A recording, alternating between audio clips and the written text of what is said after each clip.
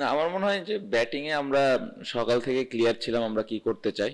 আমাদের অনেস্টলি ইচ্ছা ছিল আরো 15-20টা রান করার, বাট সামটাইমস আমার মনে হয় যে এরকম ব্রেভ ডিসিশন নেওয়াটাও জরুরি। টেস্ট টিমটা আমরা স্লোলি স্লোলি গ্রো করতেছে, ওপরের দিকে যাচ্ছে আমার মনে হয়। সো আমরা একটু আহ, সাহসী সিদ্ধান্ত নিয়েছি।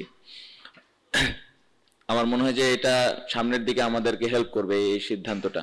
আহ, তারপরে আমি বলবো যে এই সিদ্ধান্তটা নেওয়ার পেছনে আসলে কারণটা হলো আমাদের যে বোলিং অ্যাটাকটা আছে, যে 5টা বোলার আমরা এই ম্যাচে খেলেছে, সবাই স্কিলফুল এবং সবাই ভালো বল করেছে। আমার মনে হয় এই ইনিংসে মিরাজ যেভাবে স্টার্ট দিয়েছে, তাসকিন যেভাবে প্রথম উইকেটটা নিল, ওইখান থেকে মোমেন্টামটা পাওয়া। তারপরে আমার মনে হয় যে তাইজুল ভাই মিডল ওভারে দারুণ বোলিং করেছে, ফার্স্ট ইনিংসে অতটা অপরচুনিটি পায়নি বোলিং করার। সো আমার মনে হয় 4টা 5টা বোলারই কন্ট্রিবিউট ছিল, স্পেশালি এই ইনিংসে তাসকিন এবং রানার ওই স্পেলটা আউটস্ট্যান্ডিং ছিল।